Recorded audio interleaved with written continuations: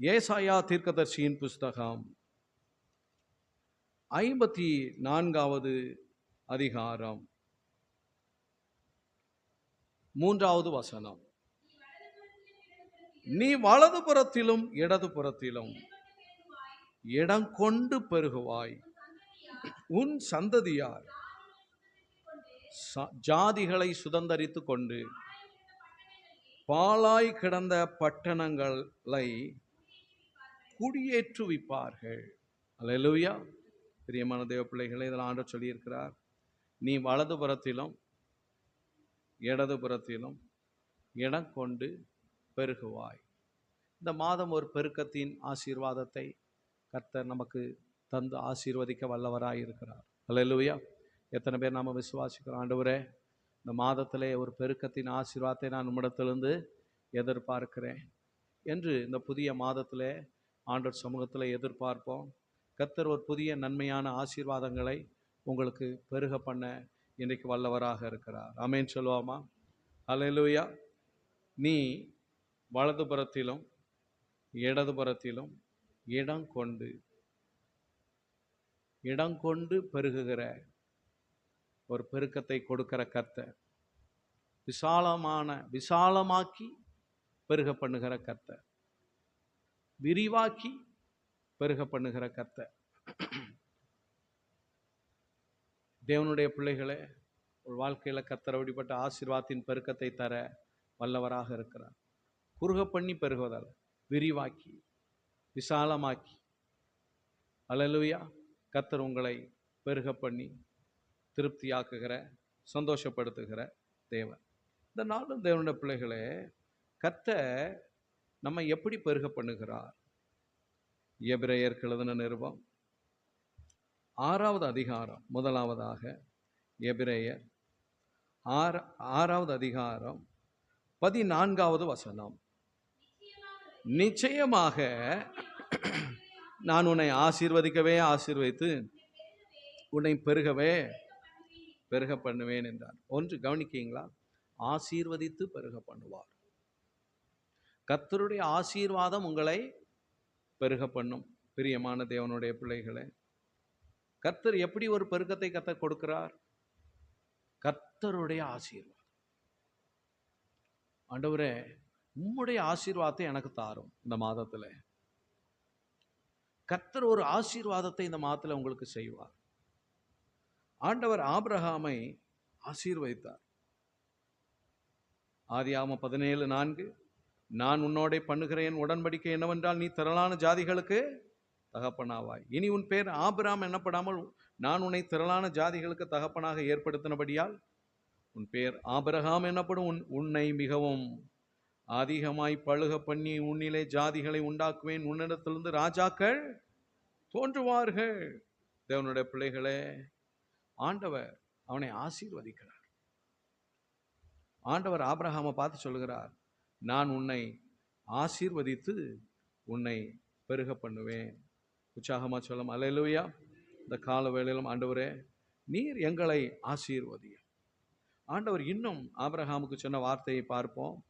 ஆதியாகமம் 22:17, நான் உன்னை ஆசீர்வதிக்கவே ஆசீர்வதித்து உன் சந்ததியை வானத்து நட்சத்திரங்களைப் போலவும் கடற்கரை மணலை போலவும் பெருக பண்ணுவேன் என்றும், உன் சந்ததியார் தங்கள் சத்துருக்களின் வாசல்களை சுதந்தரித்துக் கொள்வார்கள் என்றும். அல்லேலூயா. நீ என் சொல்லுக்கு கீழ்ப்படிந்தபடியினால் உன் சந்ததிக்குள் பூமியில் உள்ள சகல ஜாதிகளும் ஆசீர்வதிக்கப்படும் என்றும் என் பேரில் ஆணையிட்டேன் என்று கர்த்தர் சொல்லுகிறார் என்றார். கவனிக்கீங்களா? கர்த்தர் ஆபிரகாமுக்கு அநேக ஆசீர்வாதங்களை கொடுத்தார். தேவன் ஆபிரகாமை ஆசீர்வதித்தார். இந்த காலவேளையில் இந்த ஆபிரகாமுக்கு உண்டான ஆசீர்வாதங்கள் எல்லாம் யார் மூலமாக நமக்கு கிடைக்கிறது? இயேசு கிறிஸ்து மூலமாக. ஆமென் சொல்லுவோமா? எப்பொழுது நாம் இயேசுவை விசுவாசிக்கிறோமோ, கவனிக்கீங்களா, நாம் இயேசு கிறிஸ்து மேல விசுவாசத்தை வைக்கும் பொழுதுதான் இந்த ஆசீர்வாதத்தின் பெருக்கம் நமக்கு காணப்படும். இயேசுவே நான் உம்மை விசுவாசிக்கிறேன். தேவனுடைய பிள்ளைகளே, எல்லா சாபங்களையும் இயேசு சிலுவையிலே முறியடித்து விட்டார். சாபங்களை நீக்கி நம்மை ஆசீர்வதிப்பதற்காக இயேசு கிறிஸ்து சிலுவையிலே ரத்தம் சிந்தி மரித்தார். ஆமேன் சொல்லுவோமா? ஆமேன். வாசித்து பார்க்கும்போது கலாத்தியர் 3:13-14, மரத்துல தூக்கப்பட்ட எவனும் சபிக்கப்பட்டவன் என்று எழுதியிருக்கிறபடி கிறிஸ்து நமக்காக, கவனிக்கீங்களா, உங்க மேல இருக்கிற சாபத்தை இயேசு ஏற்றுக்கொண்டிருக்கிறார். இந்த காலவேளை நம்புறீங்களா? என் மேல என்னென்ன சாபம்லாம் இருக்கோ அதெல்லாம் ஏசப்பா ஏற்றுக்கிட்டார். கிறிஸ்து நமக்காக சாபமானார். நம்ம மேல இருக்க தீமைகள் எல்லாம் அவர் ஏற்றுக்கொண்டார். நியாய பிரமாணத்தின் சாபத்திற்கு நம்மை நீங்களாக்கி மீட்டு கொண்டார். கவனிக்கீங்களா? கர்த்தருடைய வார்த்தையின்படி நாம கீழ்ப்படியாம போன பாவத்தின் சாபம், சில தீமையான காரியங்கள் எல்லாம் இயேசு கிறிஸ்து எங்க ஏற்றுக்கொண்டாரு? தாமே ஏற்றுக்கொண்டார். பாருப்பா, நீ பண்ண தீமை, நீ பண்ண இந்த காரியத்துக்குரிய கஷ்டத்தை நான் ஏத்துக்கிறேன். உனக்கு இனி சாபம் கிடையாது. ஆனா உனக்கு என்ன வரும்? 14வது வசனம், கலாத்தியர் 3:14, ஆபிரகாமுக்கு உண்டான ஆசீர்வாதம் கிறிஸ்து இயேசுவினால் புறஜாதிகளுக்கு வரும்படியாக. கவனிக்கீங்களா? ஆபிரகாமுக்கு கர்த்தர் கொடுத்த அந்த ஆசீர்வாதத்தின் பெருக்கம் யார் மூலமா? இயேசு கிறிஸ்து மூலமா நமக்கு வருகிறது. இன்றைக்கு இயேசு கிறிஸ்துவை விசுவாசிக்கிற உங்களுக்கு எனக்கு கர்த்தருடைய ஆசீர்வாதத்தின் பெருக்கம் உண்டு. ஆமென் சொல்லுவோமா? ஐயோ அந்த தீமை நேரிடுமோ? இல்லை, அதை இயேசு பார்த்து கொள்வார். அதை இயேசு தன்மேல் ஏற்றுக்கொண்டு விட்டார். இன்றைக்கு அந்த சாபங்களை கர்த்தர் முறித்து விட்டார். ஒருவேளை நம்மளை தொடர்ந்து வருகிற, நம் பிள்ளைகளை தொடர்ந்து வருகிற, தொழிலை தொடர்ந்து வருகிற, கையின் பிரயாசத்தை தொடர்ந்து வருகிற சாப வல்லமைகளை கர்த்தர் இயேசு சிலுவையில முறித்து விட்டார். இனி ஒரு சாபமும் இராது. சாபம் நீங்கி ஒரு ஆசீர்வாதத்தை கொடுக்க இயேசு கிறிஸ்து இந்த பூமிக்கு வந்தார். ஆக இயேசு கிறிஸ்துவை நாம் விசுவாசிக்கிறதினால் இன்றைக்கு ஒரு ஆசீர்வாதத்தின் பெருக்கம் நம் வாழ்க்கையில் உண்டாகிறது. சத்தமா சொல்லும் அல்லேலூயா. இரண்டாவது, தேவனுடைய பிள்ளைகளே, அற்புதத்தின் பெருக்கம். தேவன் கொடுக்கிற ஆசீர்வாதத்தினால் நமக்கு பெருக்கம் உண்டாகிறது. அது மாத்திரம் இல்ல, கர்த்தர் அற்புதம் செய்து நம்மை பெருக பண்ணுவார். ஆண்டவரிடத்திலிருந்து இந்த புதிய மாதத்துல ஒரு ஆசீர்வாதத்தை, கர்த்தருடைய ஆசீர்வாதங்களை எதிர்பார்ப்பது மாத்திரம் அல்ல, நாம் அற்புதத்தையும் எதிர்பார்க்கிறோம். ஆண்டவரே, என் வாழ்க்கையில் நீ இருந்த மாதத்தில் என்ன செய்ய வேணும்? அற்புதம் செய்ய வேண்டும். ஹல்லேலூயா. 1 ராஜாக்களின் புஸ்தகம் 17வது அதிகாரம் 12வது வசனம். அதற்கு அவள் பானையில் ஒரு பிடி மாவும் களையத்தில் கொஞ்சம் எண்ணெயுமே அல்லாமல் என்னிடத்தில் ஒரு அடையும் இல்லை என்று உம்முடைய தேவனாகிய கர்த்தருடைய ஜீவனை கொண்டு சொல்லுகிறேன். இதை நான் என் குமாரனும் சாப்பிட்டு செத்து போக அதை எனக்கு அவனுக்கு ஆயத்தப்படுத்துகிறதற்கு 2 விறகு பொறுக்குகிறேன் என்றான். கவனிக்கீங்களா? ஏழையான ஒரு விதவை தாயார் இடத்துல ஆண்டவர் எலியாவை அனுப்புகிறார். எலியா சொல்கிறார், அம்மா கொஞ்சம் தண்ணி கொண்டு வாங்க. அந்த அம்மா தண்ணி கொண்டு வர போகும்போது அப்படியே ஒரு சின்ன அடகு செஞ்சுட்டு வாங்க. தேசமெங்கும் பஞ்சம். இந்த பஞ்ச காலத்துல எப்படி ஆசீர்வாதத்தை பார்ப்பது, எப்படி ஒரு பெருக்கத்தை காண்பது? ஆனா எலியா சொல்றாரு, முதல்ல எனக்கு ஒரு சின்ன அடை பண்ணிட்டு வா.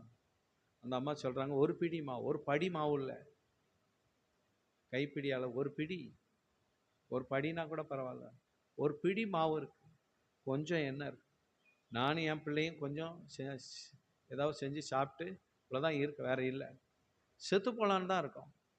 எங்களுக்கு வாழை பிடிக்கல, எங்களுக்கு வாழை வழியும் தெரியல, வாழை வழி இல்லை அப்படின்னு நினச்சிட்டு இருக்கிற அந்த அம்மாவுக்கு எலியா சொல்றாரு. அப்பொழுது எலியா அவளை பார்த்து, பயப்படாதே, சொல்லுங்க, பயப்படாதே. அல்லேலூயா. பயப்படாதே, உனக்கு ஒரு அற்புதம் நடக்கும். ஆமென். பயப்படாதே, உனக்கு ஒரு அற்புதம் நடக்கும். ஆக அந்த அம்மாவுக்காக கர்த்தர் ஒரு அற்புதம் செய்கிறார். நீ போய் உன் வார்த்தையின்படியே ஆயத்தம்.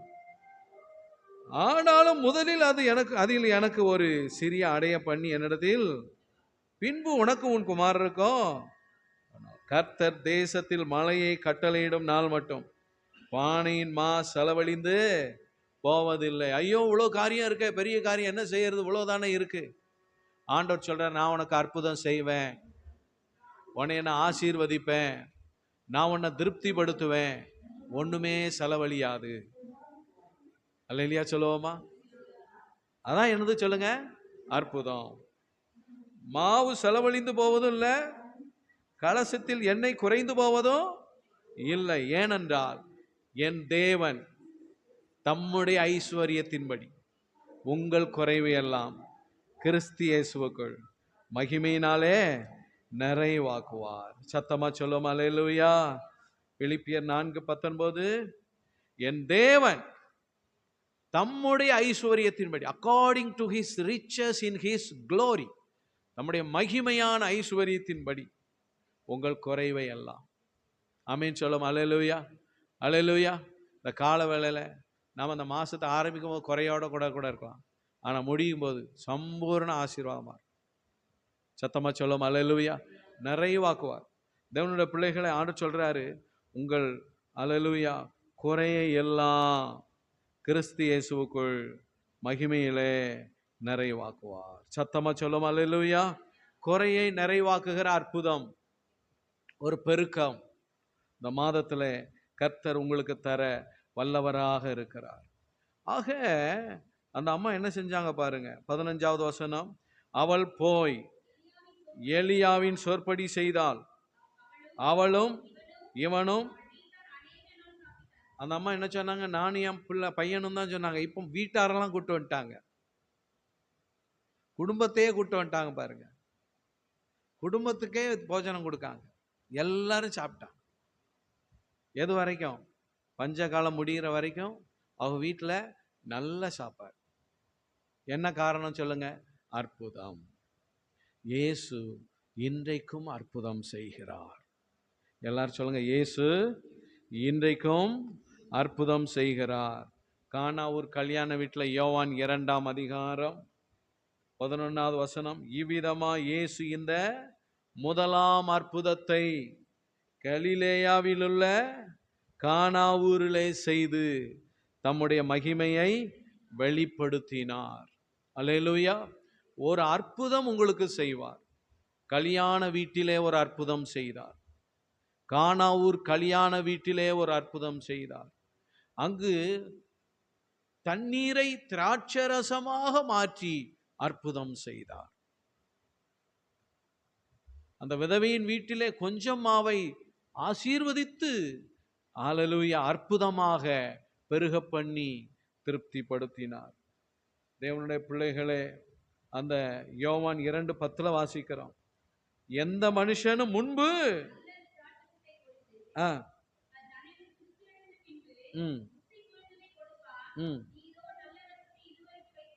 நல்ல ஆசீர்வாதத்தை கர்த்தர் உங்களுக்கு வைத்திருக்கிறார்.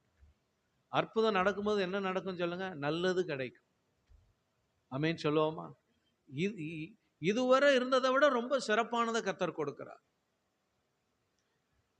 அவங்க எதிர்பார்த்திருக்கலாம், இருக்கிற மாதிரி திராட்சை ரசமே போதும், கொஞ்சம் ருசி குறைஞ்சா கூட பரவாயில்ல, இல்லை, அதை விட நல்லதாக தான் ஆண்டவர் கொடுக்குறார்.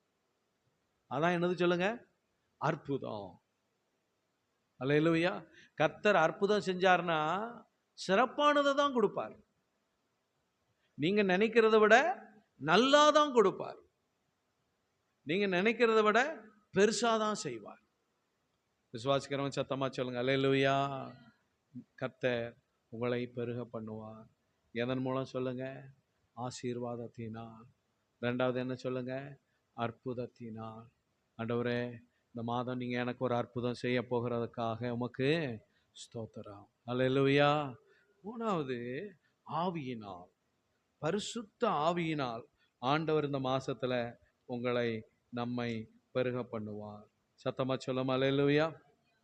தேவனுடைய பிள்ளைகளே, அப்போஸ்தலருடைய நடவடிக்கைகளின் புஸ்தகம்